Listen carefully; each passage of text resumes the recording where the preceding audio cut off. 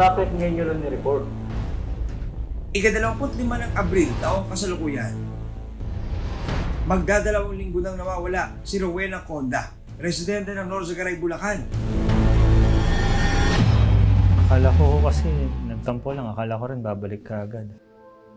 Ayon sa salaysay sa Norzagaray Police ng sariling asawa ni Rowena na si Jerwin Conda, bago mawala si Rowena ay nagkaroon sila ng mainit na pagtatalo. Lang si Marisa, mamaya ako saan mapunta yun eh.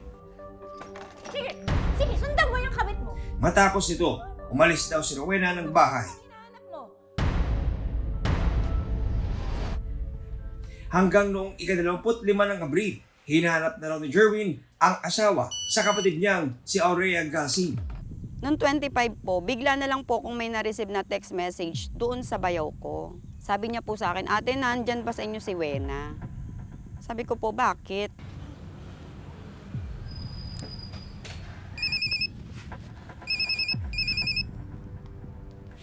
Hello? Hello, Jerwin. Ano sinasabi mo naglaya sa Weng? Kailan pa? Nag-away kami nung isang linggo. Umalis, tas hindi pa bumabalik hanggang ngayon. Bakit kasi ngayon mo lang sinabi? Sige, mag-report na tayo sa mga pulis. Ate, kasi hindi pa siya umuwi na hanggang ngayon eh. Sabi niya, naglayas kasi, nag-away kami. Sabi ko, bakit sa akin mo hahanapin? Kayo yung magkasama dyan. Pero nabahala at nagduda raw si Aurea sa sumunod na mensahe ni Jerwin. Kung ano daw mangyari sa kanyang masama, tayo nang bahala sa mga bata. Pero dapat po, di ba, pag maghahabilin ka, sana ang tamang ano po doon, paghahabilin, ate, kung may mangyari man sa aking masama, ikaw nang bahala sa mga anak ko at sa asawa ko. Di ba po dapat ganon? Kaya lang po sa text message niya, wala po yung kapatid ko doon. Wala, mga bata lang hinahabilin niya sa akin, yung kapatid ko wala.